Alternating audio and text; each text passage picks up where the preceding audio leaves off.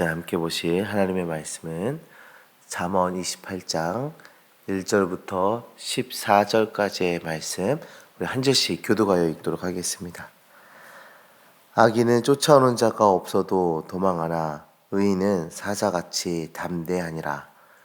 나라는 죄가 있으면 주관자가 저도 명철과 지식이 있는 사람으로 말미암아 장구하게 되느니라. 가난한 자는 곡식을 남기지 아니하는 포구 같으니라. 율법을 버린 자는 악인을 칭찬하나 율법을 지키는 자는 악인을 대적하느니라.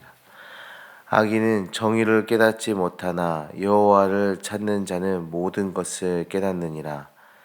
가난하여도 성실하게 행하는 자는 부유하면서 굳게 행하는 자보다 나으니라. 율법을 지키는 자는 의로운 아들이요 음식을 탐하는 자와 사귀는 자는 아비를 욕되게 하는 자니라. 중한 별리로 자기 재산을 늘리는 것은 가난한 사람을 불쌍히 여기는 자를 위해 그 재산을 저축하는 것이니라. 사람이 귀를 돌려 율법을 듣지 아니하면 그의 기도도 가증하니라. 정직한 자를 악한 길로 유인하는 자는 스스로 자기 함정에 빠져도 성실한 자는 복을 받느니라. 부자는 자기를 지혜롭게 여기나 가난해도 명철한 자는 자기를 살펴 아느니라.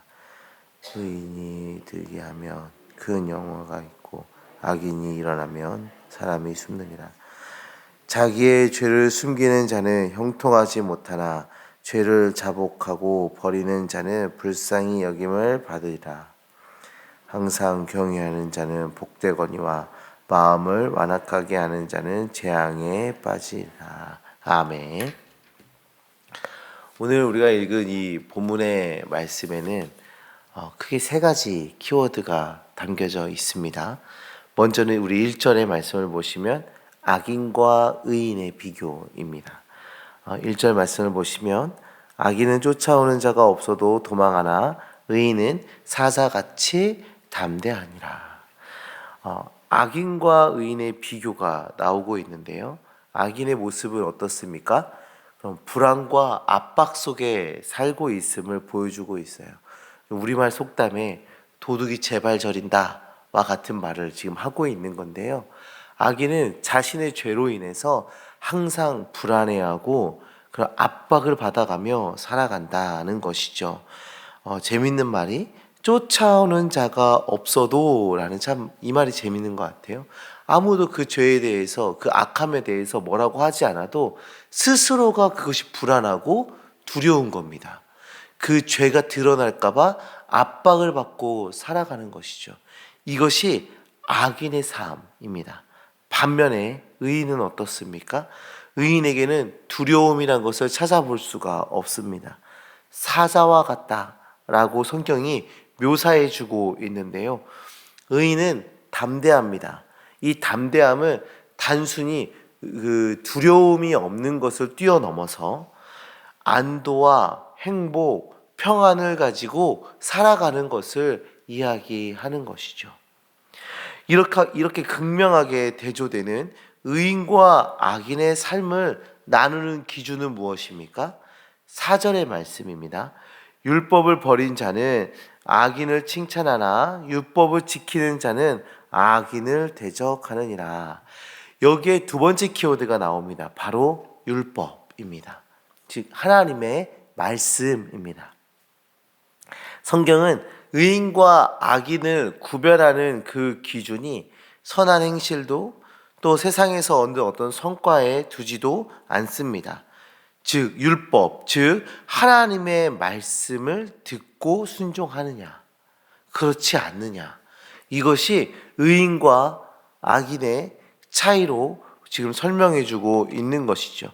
다시 말하면 세상의 가치와 세상의 탐욕을 따라 살아가는 그 삶을 버려야 한다는 것입니다.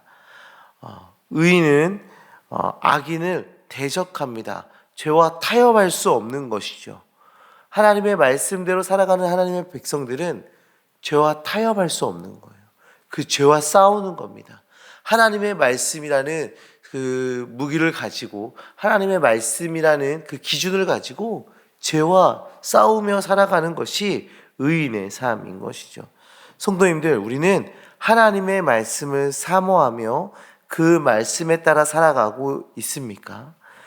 우리가 말씀에 따라 살아가게 되면 5절의 말씀처럼 의를 깨닫고 의를 깨달음으로 평안과 안도의 삶, 또 두려움이 없는 삶을 살아갈 수 있게 되는 것입니다. 세 번째 키워드는 재물입니다. 사람들이 악에 빠지고 하나님의 백성이라는 존엄성을 잃어버리게 되면 그런 재물에 의해서 죄에 빠지게 되는데요. 어리석은 부자는 자기를 지혜롭게 여겨서 가난한 자에게 무거운 이자를 물리는 악한 행동을 합니다. 만약 어리석은 자가 가난할 때는 자기만 살겠다고 다른 가난한 자를 학대하기까지 함을 성경이 고발하고 있습니다. 부유한 자나 가난한 자나 이 재물에 의해서 죄에 빠지게 되는 것을 지금 보여주고 있는 것입니다. 성경은 우리에게 이렇게 말해주고 있습니다. 6절 말씀인데요. 가난하여도 성실하게 행하는 자는 부유하면서 굽게 행하는 자보다 나으니라. 쉬운 성경에는 이 성경이 이렇게 표현되어 있습니다.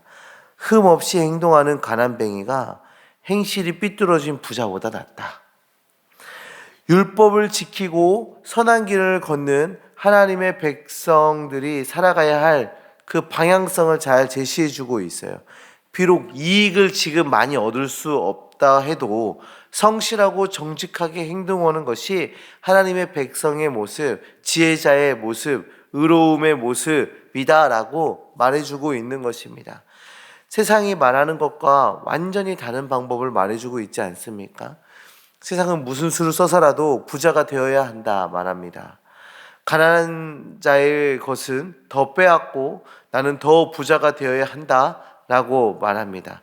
내 코가 석자인데 남의 것을 신경 쓸 것이 있느냐라고 세상은 말합니다. 반면 성경은 약자를 돌봐야 한다.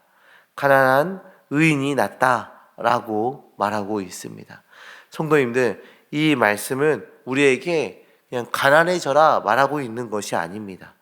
부자이든 가난한 자이든 의로운 삶, 율법에 순종하는 삶을 살아야 한다 말해주고 있는 것이죠.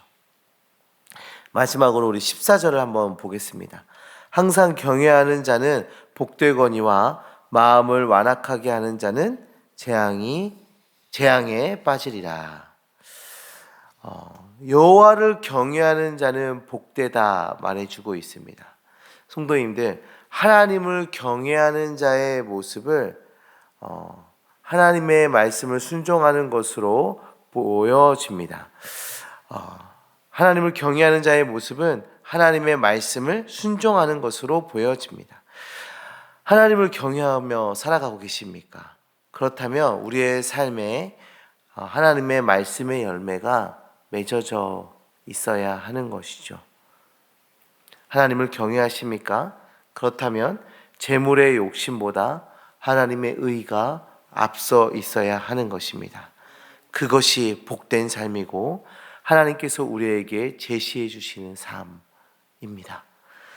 오늘 우리의 삶에 의인의 향기가 풍기기를 소망합니다. 우리의 행실과 말에 하나님의 말씀의 순종이 드러나기를 간절히 소망합니다. 사랑하는 성도님들, 하나님을 경외하시며 하나님의 말씀에 순종하시고 죄와 싸우며 살아가시는 주님의 자녀들 되시기를 간절히 소망합니다. 기도하겠습니다.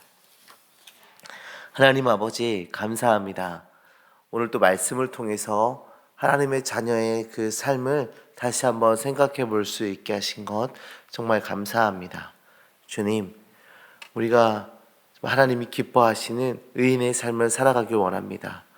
주님, 우리를 붙드시고 우리를 인도하여 주셔서 우리에게 성령 충만의 능력을 더하여 주셔서 하나님의 말씀에 순종하는 주의 자녀 되게 하여 주시옵소서.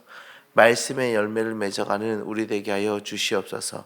하나님을 경외함이 우리의 삶에서 드러나게 하여 주시옵소서. 악한 죄악과 싸워 승리하는 주의 백성 되게 하여 주시옵소서. 우리의 삶을 붙드시고 인도하실 줄 믿습니다. 예수 그리스도의 이름으로 기도합니다. 아멘.